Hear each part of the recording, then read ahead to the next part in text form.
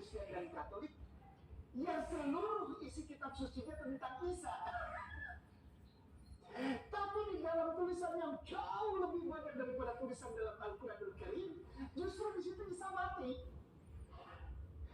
Isa tidak punya kekuatan apa-apa. Bahkan Isa lebih parah dari itu. Isa adalah seorang laki-laki yang hopeless, tidak punya harapan.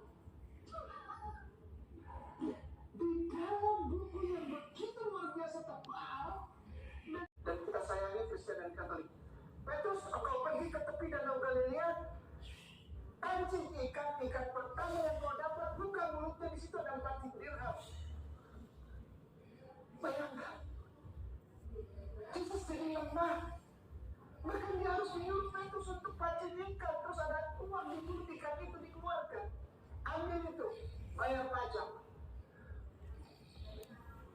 Ustazi, ketika kita masuk ke dalam tema yang disampaikan oleh Ustazi dan para saudara muslimin muslimat yang punya ketertarikan lebih terhadap kristologi, apakah benar ada tersirat di dalam Bible bahwa bukan Yesus yang disalib dengan berpegang kepada pemandangan bahwa Yesus bisa berubah wajah? Ya, saya menjawab ya. Mengapa demikian?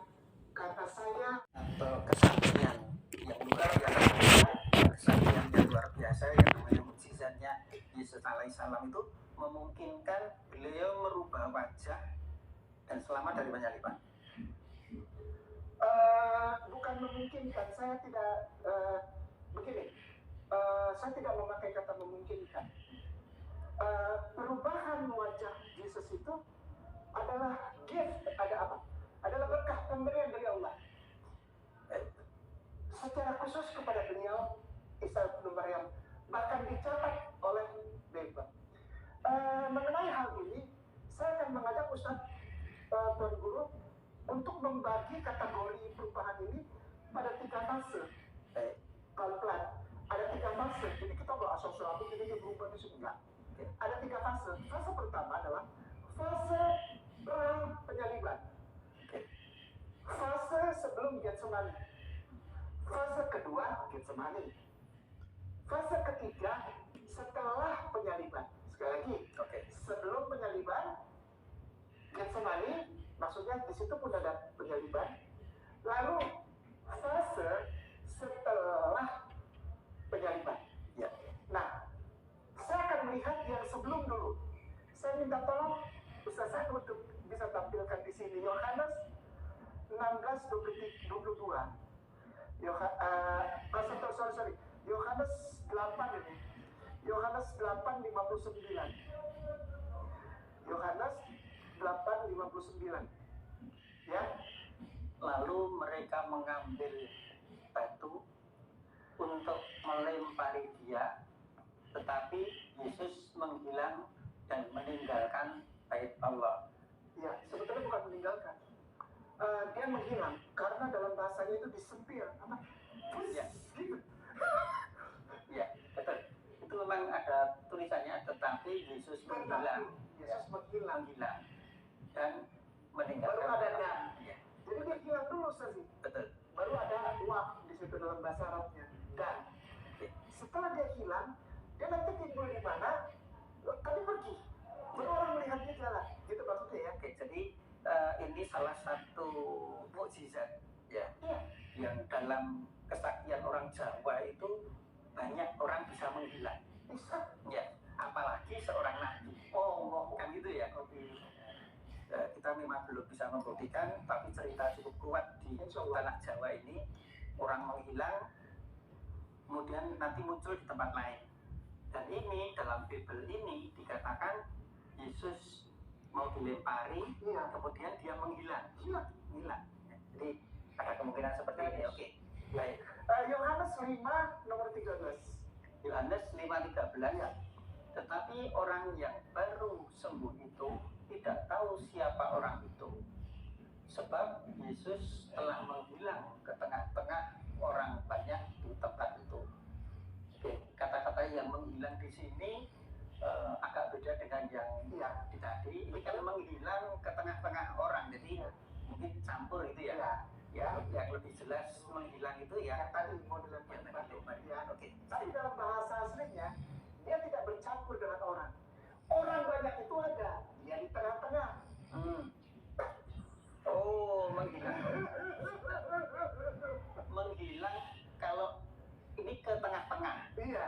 Tetapi kalau tulisannya menghilang di tengah-tengah, itu lebih. Wow.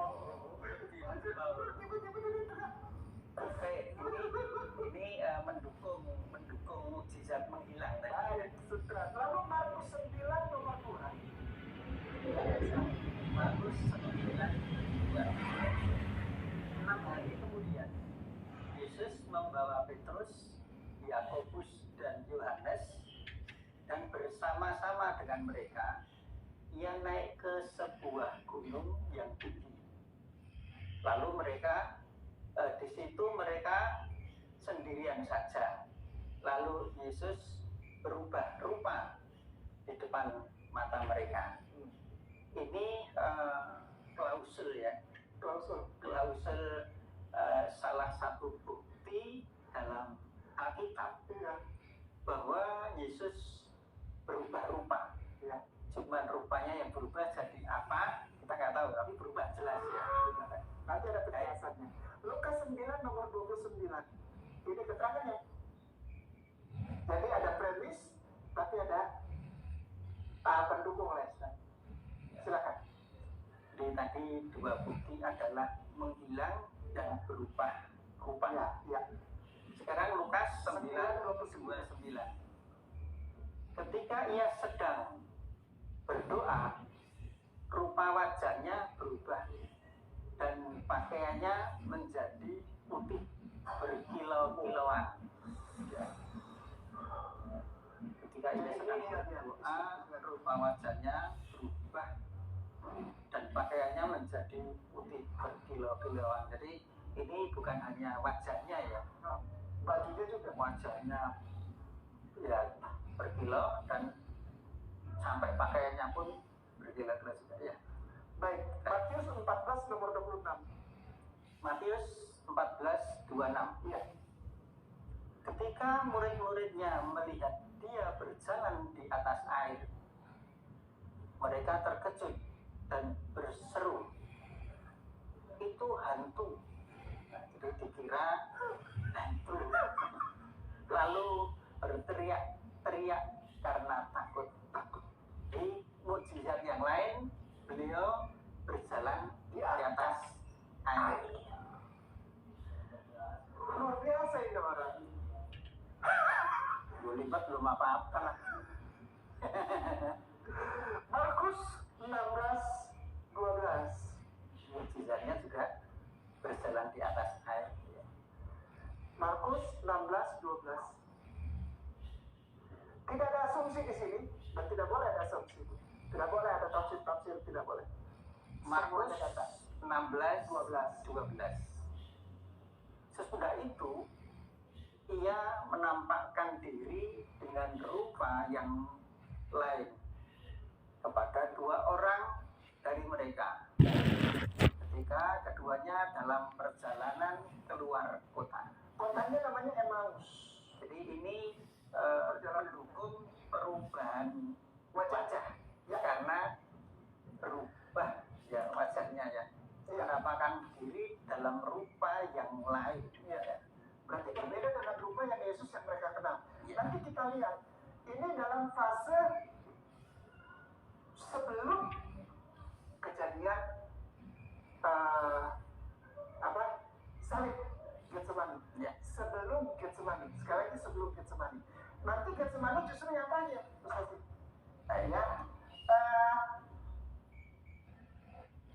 Lukas 24 nomor 31. Lukas 24 nomor 31. Lukas 24:31. Ketika itu terbukalah mata mereka dan meskipun mengenal dia, tetapi ia lenyap dari tengah-tengah mereka. Oke, ini kemampuan bilang lagi. Terbukalah mata mereka dan mereka pun mengenal dia, tetapi ia lenyap dari tengah-tengah mereka. Ini bentuk melenyapkan diri. Ya, Lukas 24 nomor 36. Dan sementara mereka bercakap-cakap tentang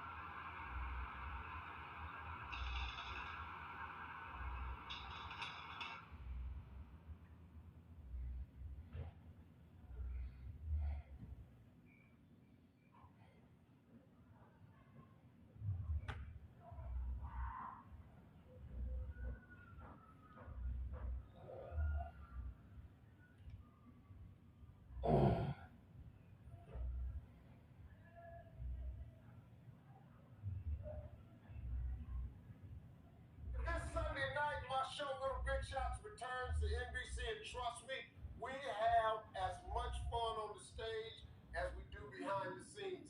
Just take a look at some of this. The thing that drew me to Little Big Shots was everybody loves kids, man.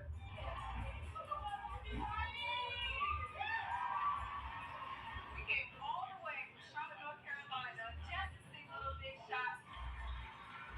What we thought would be a great idea was create a show to just showcase great talent from all over the world. And you've already proven that that's what you wanted to see, because Little Big Shots is a major league hit show right now. I love working with kids because it's so unpredictable. We never know what's going to happen. Yes. Why you don't have any hair? The charm for me is seeing kids come from wherever they live, whatever their hometown is, and come to this stage and blow people's minds. My special talent is singing.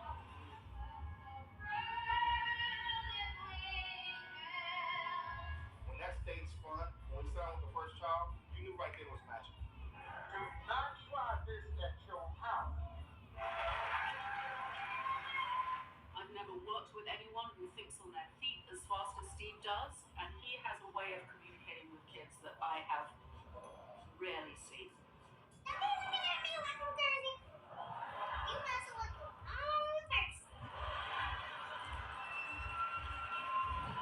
kids are just honest. They say what pops into their head. There are no filters. And Mr. Harvey knows how to take those comments and turn it into gold. I didn't know it was going to be this big of a hit, but I knew how to talk to kids in an adult fashion, but still down on their level. Unbutton the bottom button on your jacket. See how that look? You're a sharp dresser, man. Nothing's rehearsed. It all happens right there on stage. What you see is what you get.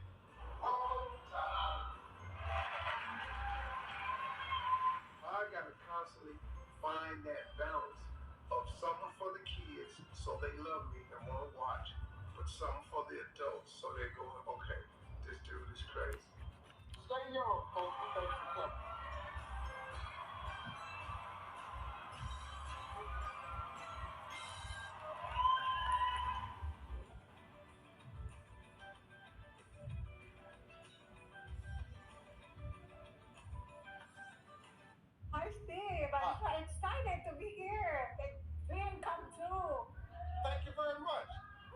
dream having you here.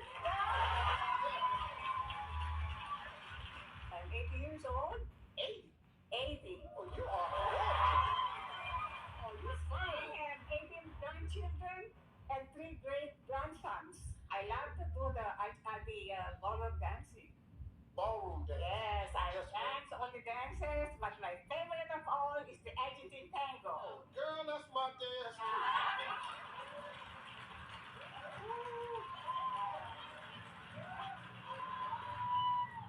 I would like to have the honor of dancing the Argentine tango with you.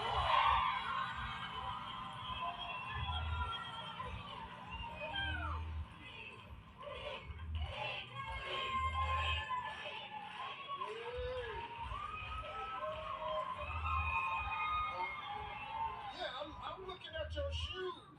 Good eye now, little cougar. Careful. What, you gonna show me how to do it? Yeah. Yes, ma'am. What you want me to do? The first thing we do is the embrace. The embrace. Okay.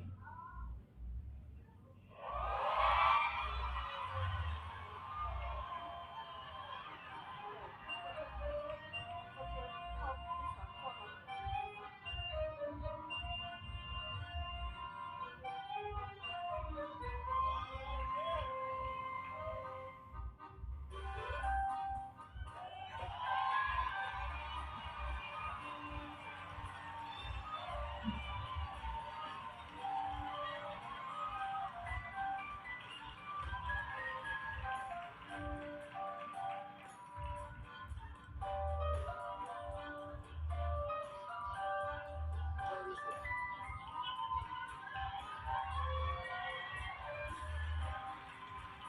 Come on, mama.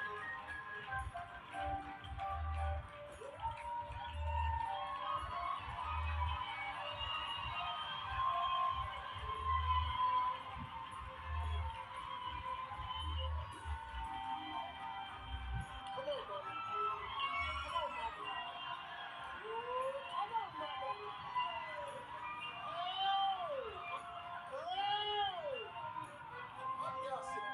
Ladies and gentlemen, we're getting Larry Sager.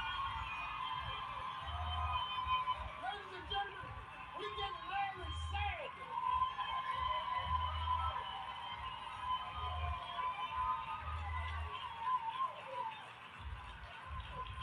I'm marrying you, Sager.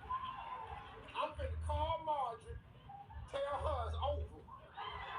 I done met a cougar, and I'm leaving. Tell the kids I'm sorry. I'm having a little trouble. My birthday's around the corner. I love to travel, and every year I like to go with a group of friends. I really don't like to travel alone. Last year I went with 20 group of, like a big group of 20 friends. We went to Mexico. Year before that we went to Jamaica, and the year before that we did Colorado. So pretty much I'm having trouble because I want to go somewhere exotic and tropical, somewhere that's not breaking the bank. I don't want to go nowhere where it's gonna like scare them away.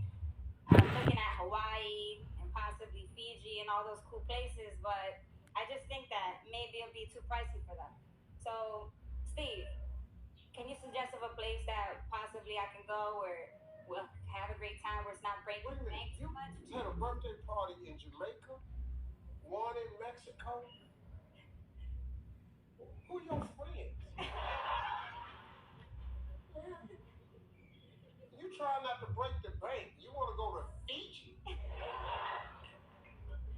Why don't y'all come to Epcot?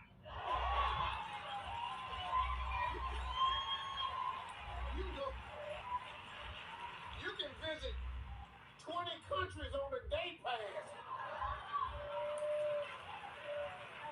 Who wants to win some money? Let's play Harvey's Hundred.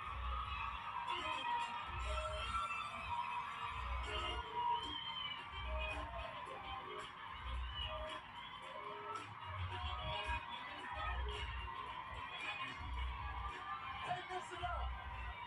Hey, folks, they are gearing up for an incredible summer here at Walt Disney World, and I understand that the Incredibles will be taking over Tomorrowland at Disney's Magic Kingdom Park.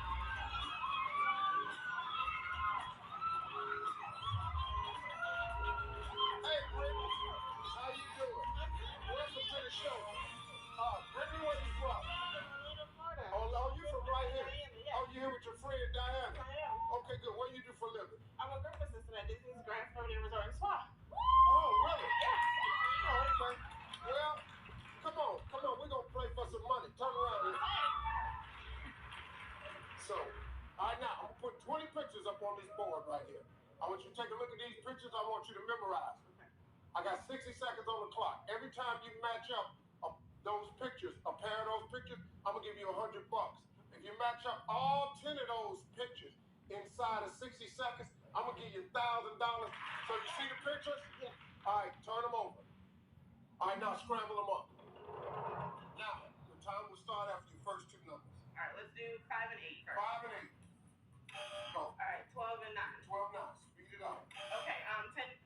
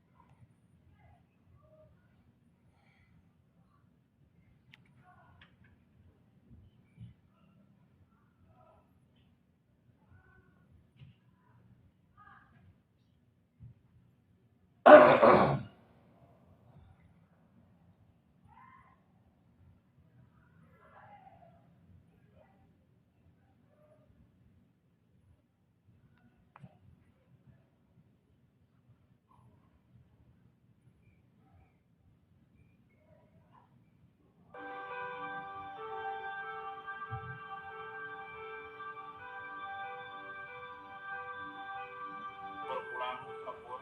Mas siapa ini cerita nggak ada pengalaman bisnis nggak sih di Selam? Langsung nyari.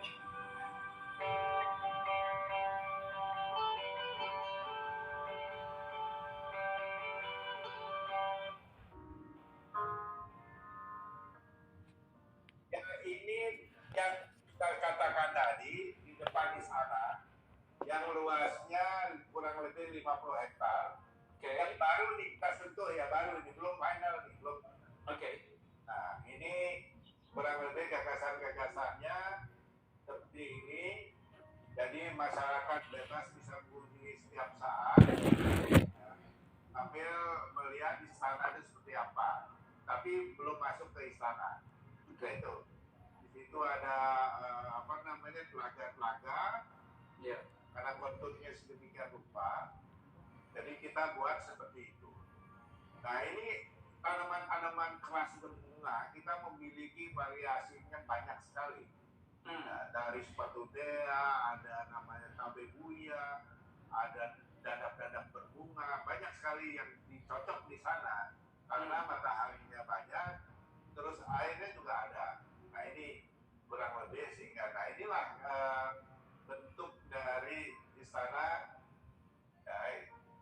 Jadi di depan ini kita sebut istana, yang tiang-tiang itu, yang kolom-kolom itu. Nah, ini dari samping, di mana nanti tamu masuk dari sini, tamu publik masuk dari sini, yang bukan undangan negara itu masuk dari sini. Nah, ini kontur tanahnya sedemikian rupa. Jadi ada harus di semacam flyover begitu di atas bukit. Ada juga terus bisa nampak tanah gitu. Nah, ini kalau kita lihat lapangan upacara itu sebenarnya tidak rata seperti itu. Itu sebenarnya berbukit-bukit. Ya, kita cut and fill lah di situ. Nah, ini cuma luasannya juga terbatas, cuma 1 hektar, 1,5 hektar kalau salah ya. Nah, istana ini akan bisa menampung 5.000 orang masyarakat yang menyaksikan upacara misalnya. Ini di dalamnya kurang lebih. Ini baru masih dengan sejumlah karya dari PT PAL yang mendunia seperti kapal cepat rudal, KCR, dan landing platform deck, LPD, yang lebih besar dan lebih sulit dari shipping.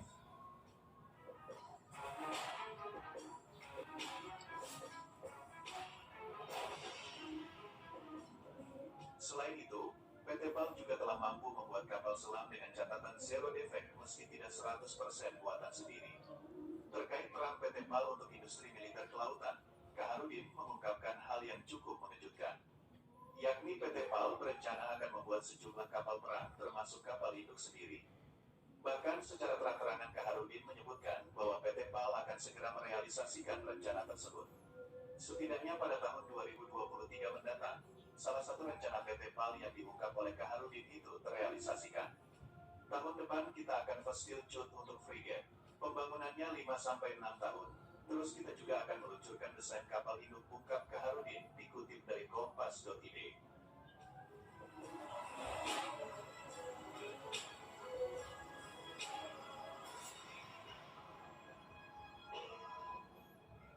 Direktur Utama PT PAL Indonesia, Persero, Dr. Kaharudin Jenot lama belajar kemudian bekerja di Jepang akan membawa etos kerja dan inovasi ala Jepang. Optimis tahun depan sudah diadakan persiapan untuk bangun kapal selam, LHD, dan kapal induk. PT PAL terus berbenah dan berinovasi meningkatkan kualitas desain dan produksinya. Tahun depan PT PAL akan fast-build untuk frigate yang proses pembangunannya membutuhkan 5-6 tahun. Lalu akan dilanjutkan meluncurkan desain kapal induk. Dari sisi geografi